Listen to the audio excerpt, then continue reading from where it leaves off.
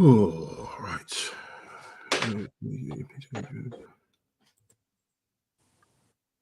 Oh.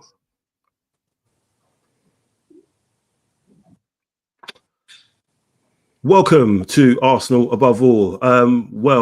We've ripped off the old plates and we've launched into our first ever live stream. I'm joined tonight by two of the most capped Arsenal Above All guests. That's Steve and Neil, as you can see. We've got a lot to cover tonight. Injuries, new contracts, injuries, formations, Raheem Sterling, Wanyeri. Did I mention injuries as well? And a big week ahead, of course, for the Arsenal, which of course starts with the North London derby at the Toilet Duck Stadium in Middlesex on Sunday. So, looking forward to that and go there 3-point collecting. But before all of that, of course, let's go.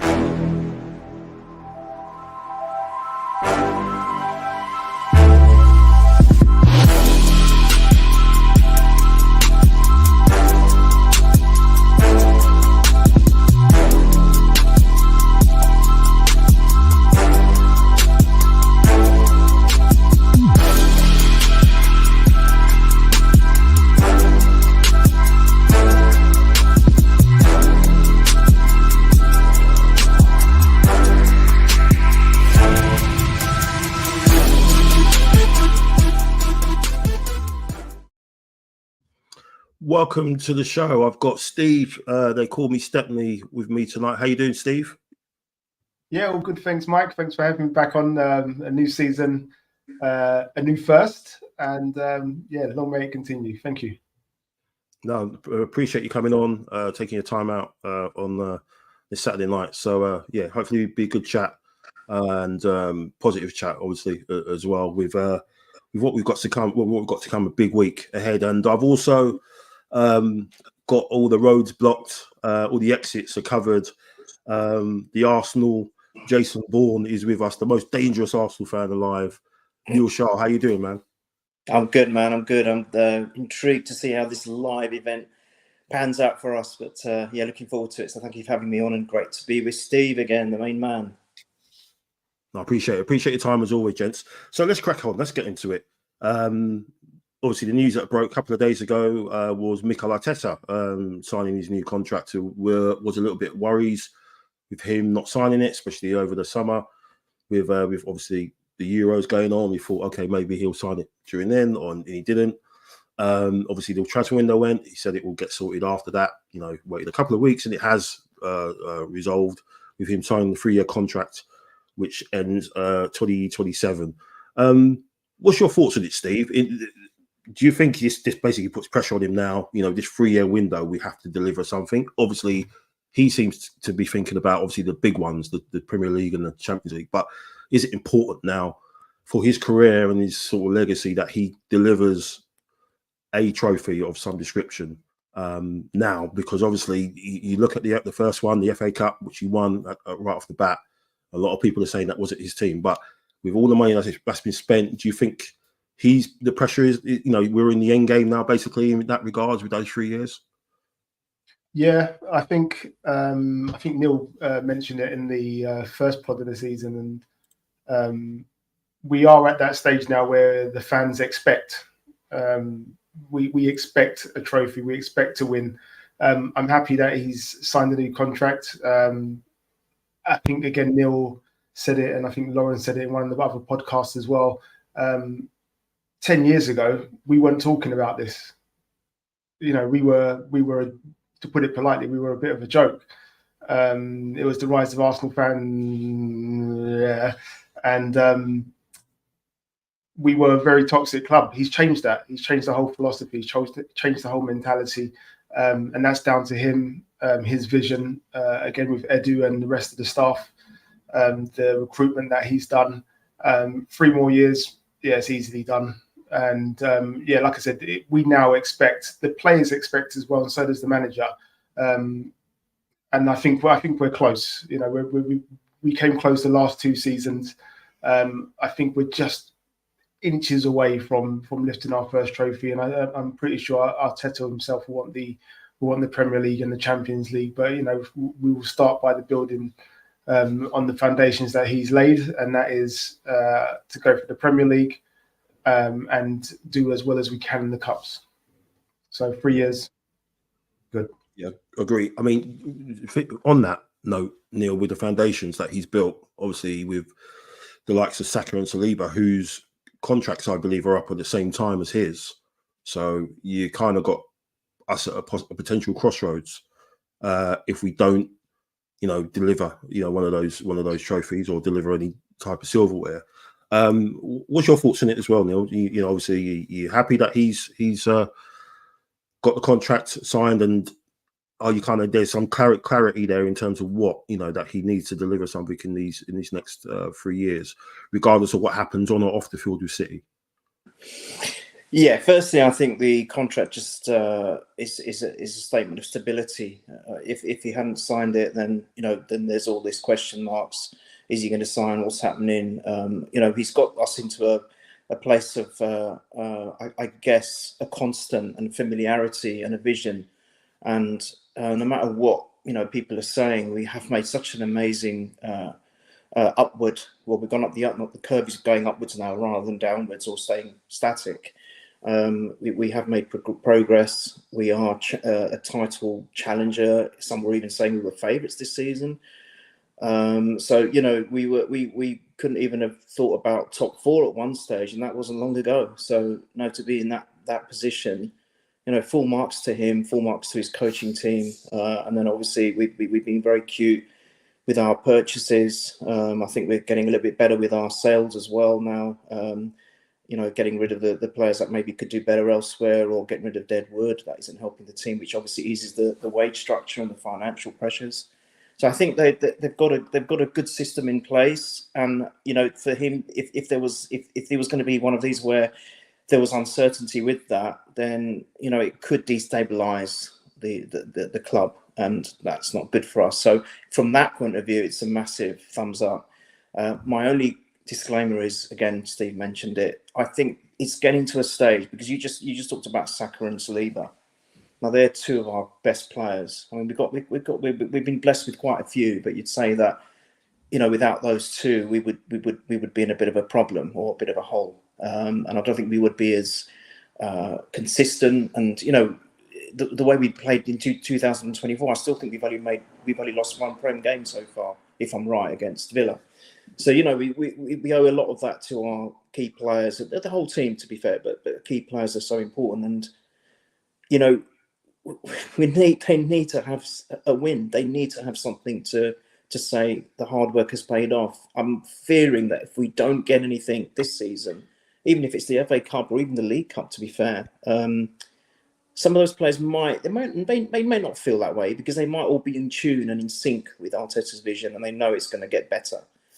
But you always have those little doubts, don't you, that they haven't actually had a reward for the season. So that is my only worry and concern. But apart from that, I think it's good timing, and we can just get on with the season now.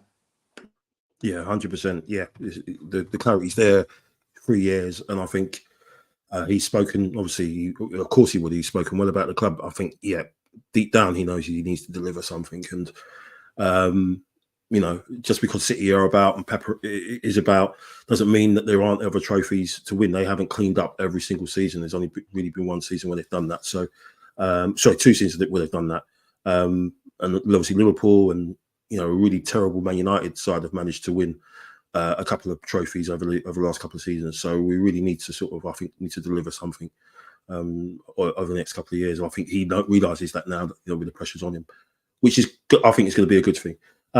So let's move on to Sunday. Obviously, before that, we had the usual Arsenal situation. As an Arsenal fan, you're watching your players go away for national breaks, and you've got everything crossed. We didn't seem to get the luck. Calafiori flew back home after the first Italy game against France, and he was outstanding in that game. Some of the highlights of what he's doing. And then obviously Martin Odegaard looks like he's sustained a really sort of bad one. Even though Arteta's press conference yesterday, he was saying that he's still in contention playing mind games, I think. But obviously, in between that time, we've had an addition, a big addition of this man, and I think that's quite an iconic picture of those two together. We kind of go back to the World Cup in Qatar, where he and I thought him and Sterling linked up really well together, and I'm really excited to see what he kind of brings to us. And I think, as Arteta said, he would improve us, because I think he's still hungry to deliver and prove a few people wrong. But going into the derby, Steve, we'll ask you for your formation and what you think he's going to do. We'll bring it up in a second. But what's your thoughts going into that? A lot of people are already dreading it, saying that, oh gosh, we've got no midfield, and talking up Tottenham as if they're the best team in the world, sort of thing. We know it's their cup final. We know their fans aren't going to be able to sleep tonight, because obviously it's like Christmas for them, isn't it? When they play us. So what's your thoughts going into that on Sunday, tomorrow, and what's your thoughts on the game, on the outcome, and how do you think it's going to play out? And then I'll throw up your formation. They're the best team in the world. They've got to smash us 20-0, and Harry Kane's going to score a penalty. That's it, Mike. That's all you need to know. I think every season this game comes up, whether it's home or away, and I never change. I just think we're gonna beat them. Like they're progressing. They're in their own journey and everything else. We're just better, even with the missing players. I don't think it affects us for this game. Whoever we put in, I'm not saying that we're going to absolutely annihilate them or anything like that, but we will win the game. I'm confident. So yeah, they can all be happy. Let them smile, and then come Sunday 2 o'clock, 2:30, 3 o'clock, 4 o'clock, and then they're going to be, Henri meme going. I'll come to you in a minute, Neil. But we'll just look at this is what you think Arteta's going to do, Steve. You think Trossard's going to be the one to slot in on the right hand side if Odegaard doesn't make a miraculous recovery? Obviously, there's lots of options.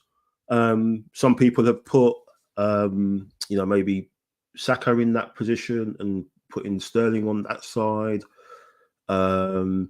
Putting Havertz back in as a left 8 with Partey and Jorginho, and then having Jesus as a 9. Were you thinking of anything like that? Maybe even Martinelli up front with, and then Martinelli up front, and Havertz left 8, and then Sterling on the left. So, what was your thoughts? Why did you come to that conclusion with this lineup? Well, when going through the team, as you start from back to front, and you go, okay, well, the two centre backs and the goalkeeper pick themselves. Ben White picks himself, and then it's either Zinchenko or Timber. I went with Timber at left back because I think Arteta would prefer somebody like him there rather than Zinchenko, who does help out in the midfield and may help out with Jorginho. Jorginho's playing in that role, but I think Timber can do that role too as well. I did sort of flirt with the idea of maybe Timber in the middle next to Partey instead of Jorginho and having Zinchenko at left back, but then I thought it's too much of a gamble. I don't think Arteta's going to do something like that. Havertz is not playing that left 8. Everybody can just get that out of their head now. It's not happening.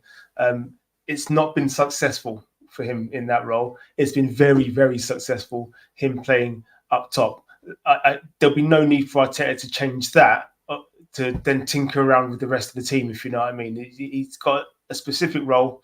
That's where he's going to play. So I went with Jorginho, Partey, and Trossard. Trossard's going to be the link-up man because he can play the false 9. He can play right across that front 3, and I think he'll be the one to play there. I did again flirt with maybe Jesus playing in that role, but then I thought no, you'd need somebody to come off the bench and give you an attacking option, especially as he's still coming back from injury. I did maybe think Sterling might start. It'd be a good game for him to start. But again, I'm not sure Arteta's that sort of a gambler. I don't know how well he's trained with the rest of the team. Players have been away on international duty and stuff like that. So he may go with the familiarity of just playing Martinelli and then maybe bringing on Sterling in the second half. Nwaneri, I mean, he could, again, like I said, no disrespect to Tottenham. I just don't think they can beat us, whoever we put out. So Nwaneri could start and could play in the Odegaard role and we'd still beat them. So do you know what I mean? It was a toss of a coin, but I thought Arteta would more play safe. Like I said, I don't think he's that big of a gambler to risk it all. Yeah, I mean, I think the fact that you can think about it for so long. There's so many options, isn't there, Neil, in terms of who you can put in there or who you can maybe slot and slide over into different positions. It isn't just one player that we're thinking of who could replace Odegaard. In terms of, we've all said, well, it's a bit of a worry now that ESR's gone and Vieira's gone. Who is the natural replacement for him? But you can sort of fit people in there to do that job, and then that also puts Tottenham on the back foot as well, because in terms of how they're going to set up, in that midfield battle, especially if someone like I think apparently Basuma might be touch and go, and I don't think their midfield is that strong anyway. I just think at both ends of the pitch, the defence and attack, I think we're better than them. So we should have too much for them, especially defensively. I think Solanke's decent, but I don't think he's going to cause us any trouble. Son's on the wane. He's not the same guy. He's probably going to try and take Harry Kane's thing of trying to get a penalty somehow and dive in and do it that way. But I still think we have a strong enough team to deal with them. Neil, what's your thoughts? I mean, I know you're happy of Steve's team that he's got your boys in there, Martinelli and Trossard. That's the irony. That's the irony. You've got to be shocked at this. But what would you be happy with that tomorrow, or would there be anyone else that you would like to see? Yeah, I would be. I think I'd be happy with it. But I actually want Arteta to gamble and take a bit of a risk.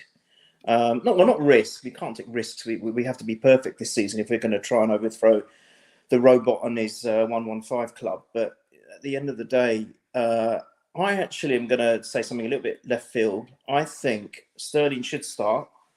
I also think Ethan should start. I really do. I would have them because there'll be a bit of an unknown to the Spurs manager maybe playing for us, and I think that might just unbalance them and shock them. I think Sterling is going to be on fire, and I think it will be important for him also to play against City, and I think he needs those minutes in this game. I know there's Atlanta as well it's sandwiched in between, but I think Prem experience with us, and there's no better team to start that off with as Tottenham. Tottenham would be the ideal debut for him to obviously start and then score a hat-trick. So why don't we do that? And you know what, we are still playing it safe, I think, because if we're going to have the inclusion of Jorginho, I think he's a great player. I think he does add a lot of stability and calm to the team. So I think he should. I think I agree with that one, Steve. And you're right. The back four and the goalkeeper, obviously, it just picks itself. I do also, if it's possible, and if he's fit. I was asking you before we start recording, Michael, about Rico's fitness and if he's going to play, because he looks an absolute beast, doesn't he? Mm-hmm. And we're right. You're right. Even though we've got those injuries and everyone thought it's doom and gloom, if things are going well for us, we could bring him in, and we can even bring Zinchenko in the middle to maybe add another, maybe add the fifth and sixth goal when we beat him 6-0. So, but I think I'd be happy with that as well, because obviously Martinelli and Trossard, I love them both. I still need Martinelli to start firing. He needs to start firing this season. He's got to start putting the ball in the net. It's not just about his runs and, he can maybe beat the first man, but his delivery of the final ball, or whether it be a shot or a pass, he needs to really amplify that and get better. He's got to find that form. He needs a goal so badly. So I won't be displeased if he starts, but he's got to make a really positive impact if he does. But yeah, I think we're kind of a little bit spoiled with who we can try and tinker with, pretty much all around the pitch, to be fair, even though we've got those injuries. So I was worried, but after hearing Steve and you, I'm thinking, yeah, we're going to smash them. Yeah, fingers crossed, man. And obviously because of the week that we've got, it all leads into Atalanta on Thursday and then City on the Sunday. So I think obviously he's got Odegaard. If he's thinking Odegaard's going to come back for Sunday, he's got to kind of look. He's got to kind of look ahead and make sure that he's probably wants to go in as strong as he can against Atalanta, because obviously this new Champions League format is bonkers, and you literally cannot blink in that one. What's your thought? You got Brian. Obviously, he's I don't know how he's managed to do this. He's racing back from Milton Keynes, and we missed him tonight. But he said central midfield is going to be key. The Spuds will want to target there, as I think we can do with their wide players. So, yeah, I think it's going to be another bonkers game. A few goals in it, because the way they play such Highline FC, and I think they're going to want to show out, aren't they, Steve? In terms of what they're about, and this is their this is not the Cup final, this is the World Cup final. This is everything for them. But then it goes into again, as I was saying, towards Atalanta and City. This is where it comes into. This is where the discussions about the squad size and the depth that we were worried about. Because this is what it was all about. This new Champions League format. City away. After that, we've got kind of a manageable run of games, because we've got Bolton in the cup and a few games that we should be dealing, taking care of without any problems. But what's your kind of concern? Are you got any concerns leading up to those games that we've got? Atalanta, City, Steve. In terms of how the ramifications of one can lead into the other, or is it just a case of what Mikel said? Day by day, one day at a time, and then we'll see what we've got to deal with. Steve, can you hear me? Yeah, I mean, Did you speak? I think someone. Yeah. It's not. I was just having a think. I think someone worked it out, and between now and about January, there's a game weekend midweek, 2 more international breaks. So there's a lot of games. There's an absolute lot of games to come up, and how Arteta manages that, especially players like Saka that went far in the Euros, and Declan, obviously he's suspended for this game. But how he manages that is going to be key. I was a little bit surprised that he, both Emile Smith-Rowe and Vieira went in the same window. But then at the same time, we've got young Ethan there, and if you're going to trust him, now's the time to trust him. If you know what I mean. So you've got to give him the minutes, and you've got to give him the time.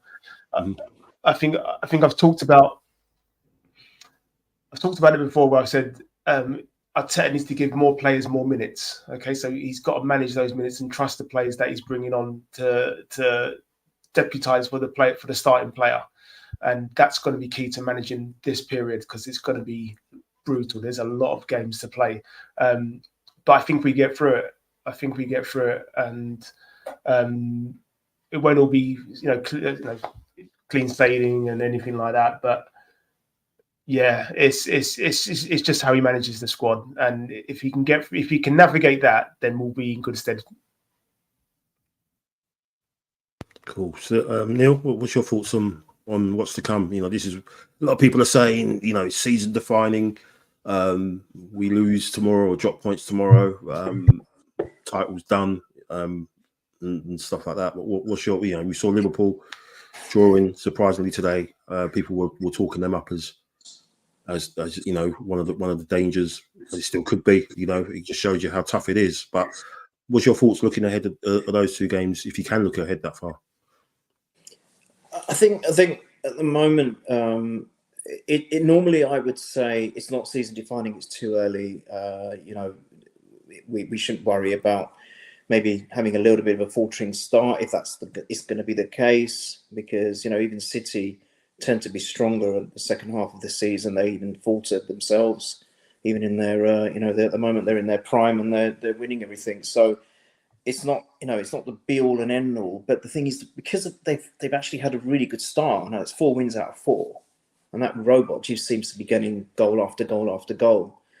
I think I was suggesting at the start of the season, or even before it, that we're going to have to be absolutely perfect this season. And if I'm not saying it's going to happen. Hypothetically, if we were to get no points tomorrow, we're going to be 5 points behind them already, and then we're playing them next. And then if they win, that's 8 points. And I actually would then suggest that probably is it, because we still might come second, but they're just such a juggernaut. We can't afford to be that far behind this early in the season. That's my opinion.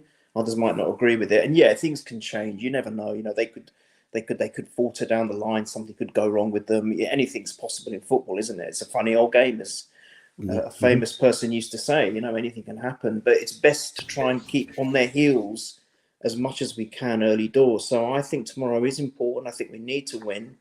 We need to keep the gap to 2. And then even if we can manage a draw against them, then we're still only 2 points behind after playing them and Tottenham away back to back, which would be an amazing result. So that's the way I see it. I don't want anything but a win tomorrow. I mean, yeah, maybe we could get away with a draw if then we can take points of City, but I'd rather just get the points in the bag tomorrow and let them know that, all right, we haven't had the best start, because I don't think we have actually had the best start yet. I don't think we've been playing the best that we can. But we'll still be only 2 points behind them. So, no, I think tomorrow, I think it's important. And I think the next 2 games will also be just as important. Every game is going to be important. Even the League Cup, we need to keep the momentum going. I don't want to end up going out early in the League Cup or the FA Cup, because I think that ruins the momentum. As I've always said, winning is it's like infectious, and winning after winning after winning, it becomes almost a routine. So we've got to keep doing that. Yeah, 100%. I think we need to make sure we handle business tomorrow. But I think it's going to be interesting how we approach the City game, because obviously all the talk by all the experts was saying we effectively lost the league there because we decided to come down, go down there and be happy with a draw, when we actually had probably some of the best chances to score in that game, which they conveniently seem to forget about. But yeah, it's going to be interesting to see, obviously, what happens tomorrow. We win tomorrow, then we can maybe go to City and get maybe be happy with a draw. But if we maybe get a bad result tomorrow, then we will have to maybe do something else against City. And they're conceding goals. It wasn't totally plain sailing for them today against Brentford, by all accounts, until the second half when they properly dropped off Brentford. But yeah, I think Rice will be back as well, obviously, in that game. He's going to want to have a point to prove as well to a few people. I'm sure might be a little bit of a break for him, which I think he's needed. He's not been the Declan Rice of last season, and our start this season has been pretty reminiscent of last year, I think, as well, where we got over the line in a lot of games that we just weren't playing that well. But it wasn't really until we came back from Dubai and we went on that run where we really started playing some really good football and everything clicked and stuff. So obviously we don't want to wait that long for things to start clicking. But I think, I think these sort of games will be the games to get us going. And I say it again, I am excited about seeing Raheem Sterling and what he's going to do. I think he's definitely got a bit between his teeth, and will be a massive asset for us. In terms of going, he scored a few goals against them as well. He, against City as well. He's got history against, scoring against, scoring for and against them. So it'll be interesting to see what he does. But finally, what's your thoughts ahead going into the season, Steve? Just how things are, Johnny, because obviously the first time you've been on this season. Just how you disappointed with obviously seeing your boy Eddie go, ESR, Hayland crew go out the door. What's your temperature at the moment? Yeah, you know me, Mike. I love a Hayland player. I think it was right for them to go. With both of them, I know Eddie's a divisive figure in terms of some fans love him, some fans just think he should go. At the end of the day, he was professional. He was an absolute professional. He trained hard, he worked hard, he didn't complain. And we saw in the documentary, it's just you get down and you work hard and you wait for your opportunities. So I wish him well at Crystal Palace. ESR again, for whatever reasons, he just didn't get into the team last season. So again, it's good for him to move on to go to mini Arsenal at Fulham. So again, I wish him well, and I think did Reece go there as well, or did he go to Crystal Palace? I can't remember. Yeah. Again, wish him well.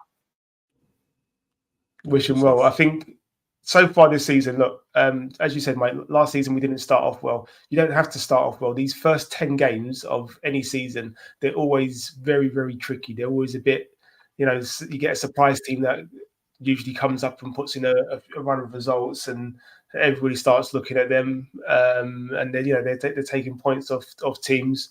You get a few shock results. You look at Liverpool today, losing 1-0 to Nottingham Forest at home at the Anfield.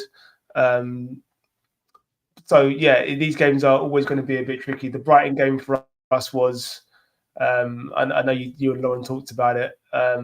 Still, it just baffles me. It just baffles me how that's a red card. And yes, by the letter of the law, okay, he kicked the ball away, and that's the key bit. They're saying the way they say he's kicked the ball away, he's tapped it, and then the ball's hit him, and then he's moved it out of the way, so the guy can't take a free kick. And as Michael Richards rightly said, and you put your hand on the ball, and then you go and take a quick free kick, but there's no one to take a quick free kick too. So anyway, it's all done and dusted. We knew it was going to happen. So that one leaves a bit of a sour note, but it means that Declan does get a little bit of a rest. They played in internationals, and so did Saka. Like I said, these first 10 games, I'm not too worried about. If we can come out with them winning as many games as possible, no matter how we played, then it will serve us better for the rest of the season. If you know what I mean. Yeah. Yeah. It's a difficult one. It's a difficult one, but I don't think Arteta ever in his head has go out there and draw a game. He'll want to beat Tottenham, and he will. He'll want to beat Man City, and there's a chance that he could. There's also a chance we could lose, and there's a chance that we could draw, but he will want to go and beat them at the Etihad. He just wants to win, and the players want to win, and the fans want us to win. So, what we can keep talking about, we played for a draw. We didn't play for a draw. We went there to win. He's using it as bait, but I ain't listening to it. Yeah, no, it'd be a massive statement to win there after what's all been said. But yeah, we'll see what happens. And Neil, you said you were feeling more confident now about tomorrow.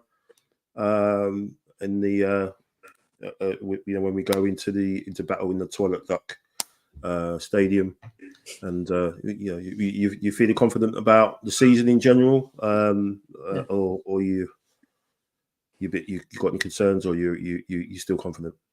No, I'm to address your first point. Yeah, I'm definitely more. I was very down after the Brighton debacle. It just seemed so unfair, and it also kind of ruined the game, because I think if it was 11 against 11 or even 10 against 10, it just would have been a better game. But I just was perplexed by the decision making, and I just switched off. Remember I said to you, I just switched off from any football talk or anything after that. I was just so down in the dumps, and then it didn't help that Odegaard goes and gets injured, and you think, oh God, is this going to be a bit of a domino effect, and it's just going to be a run of bad luck for us? And then especially for us three, the loss of James Earl-Jones as well, and we're thinking, what's going on at the moment? The stars are not aligning for us. What the heck is happening?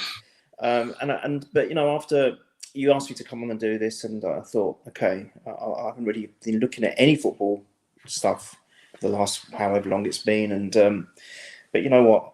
After hearing you and Steve, I do feel super confident. Actually, I think I didn't really think about the fact that we have got a lot of flexibility and versatility in our players that we do have available, and I think Steve is right. I think that is still enough to usurp Spurs.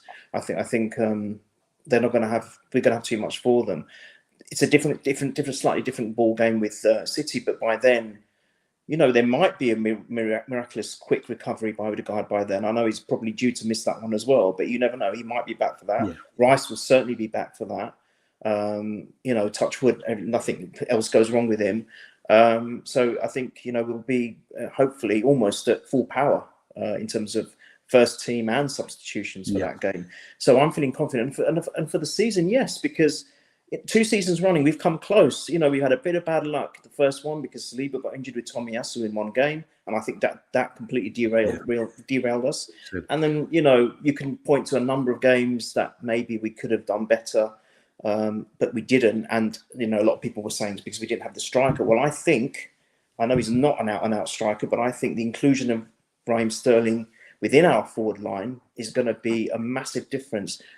I've got a very sneaky feeling that signing is going to prove its worth. Well, basically, its weight in gold.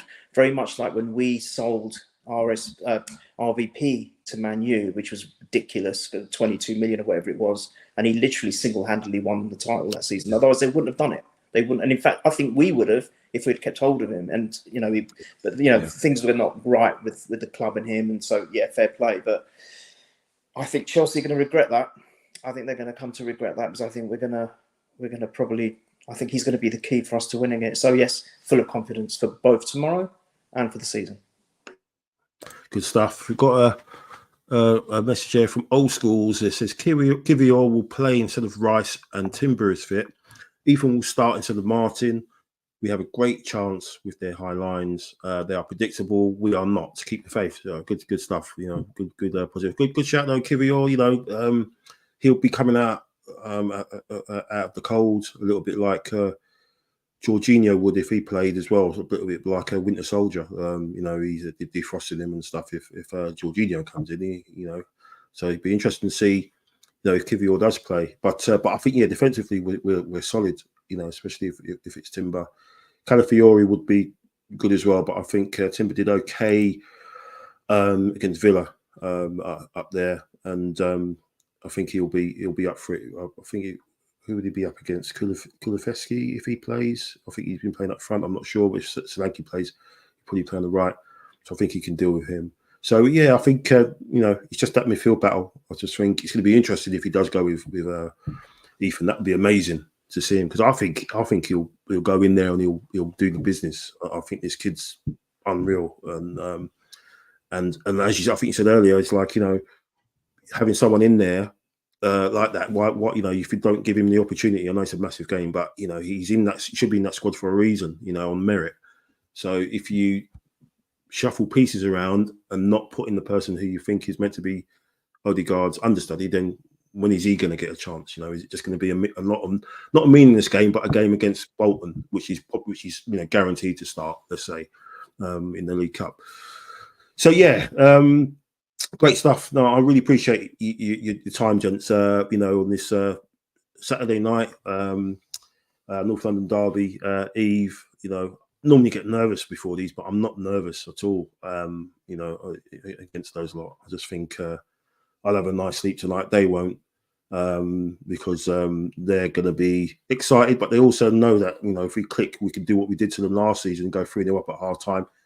And this time show, Karate Kid settings, no mercy. The second half, just absolutely obliterate them because that's what we should have done last year. We had that chance. I think Havertz had a great chance to make it 4-0 and should have scored and he didn't. And then all the other madness happened and we were hanging on. But so I'm confident. I'm looking forward to that, to slapping them fools up and then rolling down to Oasis FC. They've got a new Oasis kit and everything like that. And, dealing with them as well. So let's go for it. So thanks, Steve. Sorry, just one more thing, Michael, very, very quickly. One thing I forgot to say, I think one thing that everyone's, a lot of people are concerned that we got City and Tottenham away back to back, or sorry, the other way around. But the other good thing, the positive to look at that is we get them out of the way early. And we don't have to. Can you imagine if we had them? Say we were in line to winning it, and out of the last 3 games we had them both away. Can you imagine? So it's good that we're actually getting them out of the way now, and then that's arguably 2 of our hardest games in the season already done. So I think that's a positive too. So it's all good. 100%. Yeah, 100%. That's a great shout as well. Yeah, just like, I was getting just going to add. that as well. I was going to add one quick thing as well. Go. Look, like I said, at no point, even in our worst times, and Tottenham were going through their glory years of winning the Audi Cup, and even then, I was still always confident of beating them. So the past 2 years, we should have beaten them last season. We beat them the season before. They can turn up as much as they want, but we're better than them, and our mentality is different. We're at a different stage, so we're going to go into that game just like, look, let's get the win, move on to the next one. They're going to be like, we must stop Arsenal winning, and that's why Ange was very furious with them last year, because it was just like, worry about us. Yeah, they're too worried about us. We're not worried about them. We just want to. It's business for us. We just want to win, move on. Stay like me. Exactly. Yeah. Roll on tomorrow. So thanks again, guys. Thanks for your time. Thanks for all your support. Right? Doing this right from the off. Obviously, doing the pre-recorded ones and doing the live ones, and now, and we'll do a couple more of them as well. And I haven't got to worry about uploading this now. It's already there. So people stumble across it, they can watch it and watch you fine gents talking all good stuff about the Arsenal. So we'll be back after the derby, probably midweek, to talk about obviously the big Champions League, return to the Champions League in the new format, and then obviously the build up towards the massive one again against City. So great stuff. Thanks very much, Neil. Neil's about to bust through the exits and disappear. Like Jason Bourne, like he is, got about 20 passports that he's just gonna reel off and disappear. And obviously Steve is gonna be doing his business, off the books that no one knows, man of mystery. And great. Thanks, guys. Really appreciate it. Fingers crossed for tomorrow, and we'll go down there and go 3 point collected. Come on, you guys. Thanks for watching. Cheers. Thanks. Central figure again, and he looks to trick.